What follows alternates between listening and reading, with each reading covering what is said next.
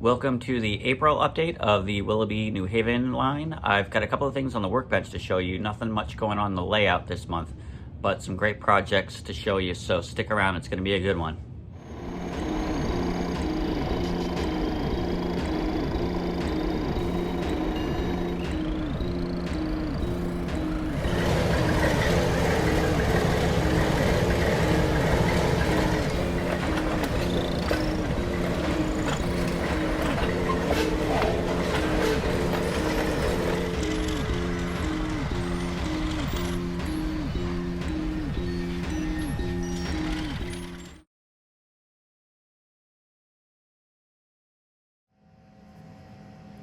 Okay, so at the workbench here, the first project that I worked on with my scratch building, it was this little structure here.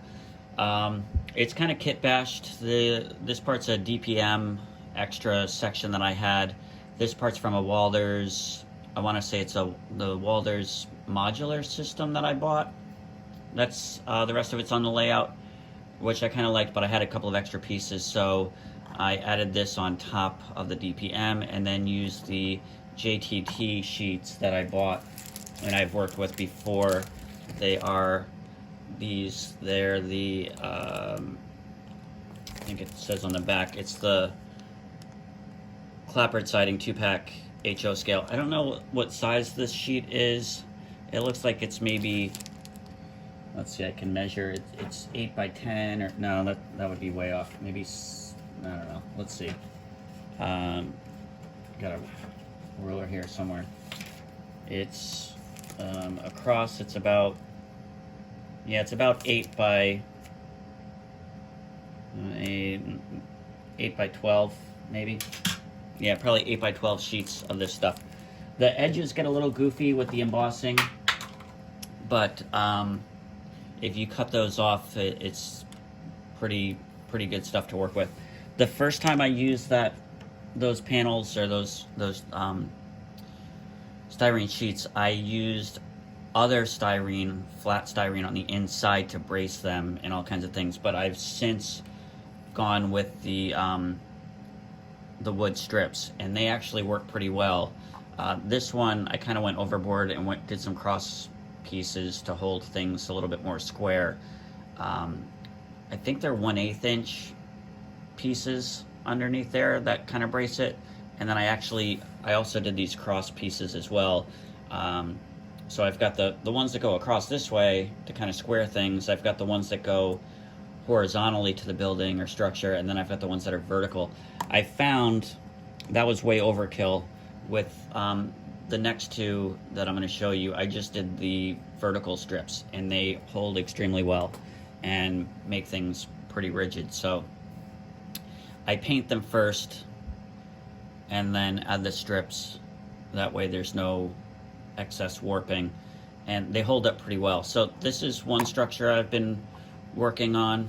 I have some details to add, and I like to put my structures on these styrene plates so I can essentially glue the structure down to this, and then I can remove this from the layout for repairs and things. So it's kind of like a little removable diorama, if you will. What I do though, which I haven't done on this plate yet, is to cut holes in the bottom of them so I can access, you know, the inside of the building. If I decide to add other details or lighting or anything, I can do that afterwards. I use a Dremel to cut that. I think these sheets were actually from like a panel that was on a light fixture, like an overhead office light fixture, and there were these big just flat panels, and I've recycled it, but they work pretty well.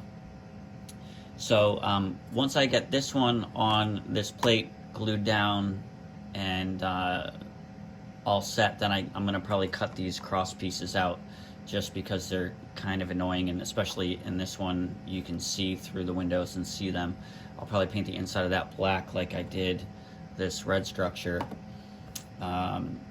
So what I do is I prime them with a spray primer first and then airbrush them. I found, you could Google it, most people watching probably have their own solution for airbrushing, but I use these craft store paints, and there's a gazillion different videos on how to thin them, and I've found probably the best solution that I've ever worked with. Not that I've tried many different ones, but the formula was 4 cups of distilled water, 6 drops of jet dry that you would use in a dishwasher, and then I think 6 drops of vegetable glycerin, which was kind of hard to find. I found it on not eBay, on Amazon, and I've only used 6 drops of this, which is kind of a waste. However, stuff is pretty cheap, so I don't know if that makes a difference. I know some people have used it, some people don't, but the jet dry with the distilled water made all the difference, at least for my airbrushing, because I had been using regular water, I think straight, and that was just terrible. So having the right thinning solution was huge. I never bought anything commercially produced, but that distilled water, so it's 4 cups distilled water, 6 drops of jet dry, and 6 drops of the vegetable glycerin. The jet dry was kind of hard to measure out, so it was probably a little bit more than 6 drops, but it works. And I've got it in one of these yogurt cups. I don't know where I put it to show you guys, but it fits in this size yogurt cup, and I just go from there. So it works pretty well, and again, there's videos on how to check the consistency on that, and I've been following those guidelines, and it's worked pretty well. It hasn't clogged, it sprays on great. So what I do before that, jumping ahead to take a step back, I brush on the Vallejo chipping medium. So after things are primed, I add this with a brush. I did one project where I tried to airbrush it on and it didn't really work as well. I probably did too thin of a layer. You can be kind of generous with this stuff if you want heavy chipping. And I brush this stuff on, and then I airbrush whatever colors I want and then chip it. And I've used essentially a toothpick, these wood skewer kind of things, and these work great for chipping. After you get the paint a little bit wet. Sometimes what I'll do is I'll just dip the tip of this into the water, regular water, kind of wipe it across and then chip, and it works super well. You can see some of the details on this. I think the front door of that and the side in between here came out really well. So I'm pretty pleased with the chipping, the painting, and the construction of these. I bought a whole bunch of Titchy, somebody please tell me how to say that, the windows that they have. So I've got a bunch of different ones. The window glazings I really don't like, pardon the arm, but yeah, I've got an assortment of those. This structure, as I've been looking around neighborhood houses and things, I think there's probably too much space in between the second and first floor here. It bothers me. Probably most people wouldn't notice, but I think the windows are probably too tall. Maybe the structure's too high. I based the measurements off of other kits that I had, so go figure. They look good on the kits. This one probably looks a little bit better, but with the storefront here, it makes the first floor look like it's got higher ceilings, so that makes more sense. But for a simple structure like this, like just a regular house, I think it's probably a little too tall. I've got one kit that looks too low to my liking, and then the other kits I like. I think they look good, and I based the measurements off of that, but I don't know, for some reason this bothers me. That's just the whole scale thing. So once I get these structures on and the bottoms cut out for access, I've used a Dremel for the holes under here, then things should be kind of ready to put back on the layout. So I've got this one and this other one in 2 different spots, and I've made a lot of progress. I think I'm going to add one more structure next to these. I haven't figured out exactly what kind of structure I want to make, whether it's going to be residential or commercial or industrial, but I'm liking the way this is kind of shaping up. I think that's all the info that I had for these structures. They need a lot more details, obviously. The roofs need to go on, and shingles and so forth. So once that stuff is complete, I can show you in the next update or two. And let's go to the next little project that I've been working on.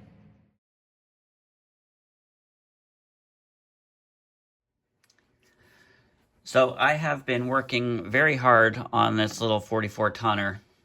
Get a little closer here. Finally got things the way I like them. Got it painted. I used the distilled water thinner solution that I had talked about. And for this one, I believe I used, for New Haven fans, I used the New Haven Warm Orange Model Flex. Came out super good. I think I mentioned how I painted this on my last update, how I primed it with a chalk base, which I actually kind of liked the way it came out. So this guy has been essentially finished, completed. I've got some air hoses for the front that are coming in, so that should help. I got the lights finally working the way I want them, and that one's all set. So I think I mentioned that guy, we talked about that in the last update. And then this is my good old Athearn Blue Box GP9. I forget which road name it was originally, either Santa Fe or Southern Pacific, I can't remember. I had some problems with the stripping of this. I tried 70% alcohol, did not work. It had been spray painted by myself, but the orange was, it was a spray paint orange. It was the closest I could find at Lowe's or Home Depot, and it just was not doing what I wanted it to do color-wise. So I finally found the right color, and it's the New Haven Saucony Red, or Saucony Red, and this is this color. It, to my eye, it looks great. It is pretty much what I was going for. So this has been airbrushed, stripped. The stripping took weeks. I finally got to go back. I finally used 91% alcohol, and that got most of it off. And then what I did is, I don't think I spray primed it. It was black plastic underneath, so I airbrushed a thin layer of just craft store black paint, and then gloss coated it, put the decals on, and then I forget, the order of things was very confusing to get the orange, because this piece here comes off, and then this bottom part here where the numbers are, that is on the main part of the shell, if you're familiar with Blue Box GP9s. So the top hood part, or cab shell part, was easy because that just was one piece, but then I had to mask this off as well as the stairs. Oh, that's what I did, is I airbrushed orange, and I didn't care if I got orange on these other parts, so I was able to do the stairs, or the steps, and this bottom part, and then I masked those parts off, and then painted everything else black, gloss coated it, decaled it, and then assembled it. I got the handrails back on. I'm not sure. I'm kind of curious to try. They have plastic handrails that you can buy. I haven't found any information specifically on converting those to blue boxes, but they may be able to be kind of retrofitted to this in a way. I think they're plastic, so I can cut and glue things if need be, but they might look better. But for right now, it's good. I've got a few detail pieces coming in the mail that I'm going to add onto this. The MU hoses on the front and back as needed, and then the grab irons that are going to go on the front. I sanded and used an X-Acto blade to kind of scrape off the molded on grab irons, so those hopefully will go on smoothly. I probably should have done those before I painted, but it's a blue box, so I can easily take things off and touch up if I need to. I have not weathered it yet. I will probably wait for the grab irons to do that. I also changed the road number of this using reference photos online. So this went from 213 I'm sorry, 1213 to 1206. So that's going to be its new road number. It's already set in my power cab as 1206. And I have to add the number board decals, which will probably go on soon, later today. But I'm loving the way this has come out. I had somebody had actually mentioned in the comments the last episode that the serifs are on.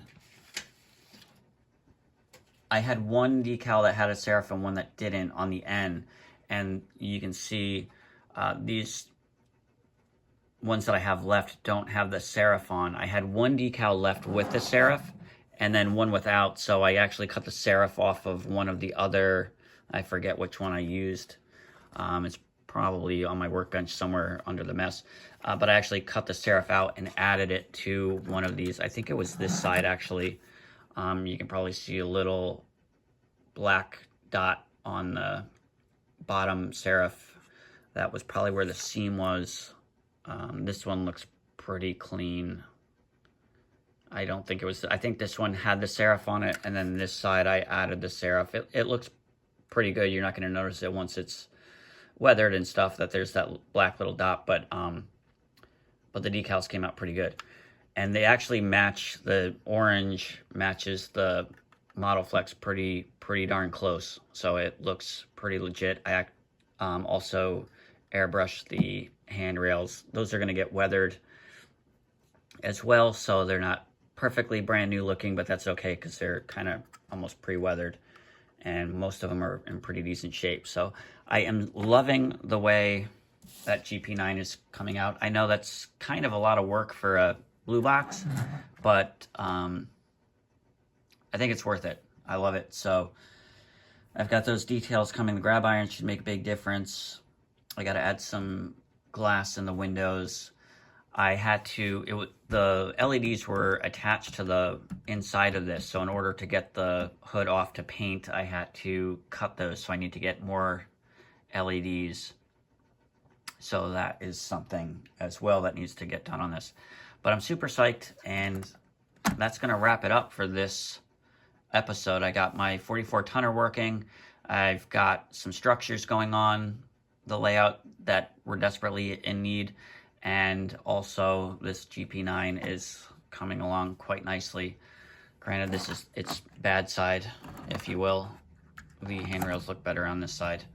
But yeah, so super psyched. Thanks for sticking around. Hope everybody has a great April, or what's left of it, and thanks for watching.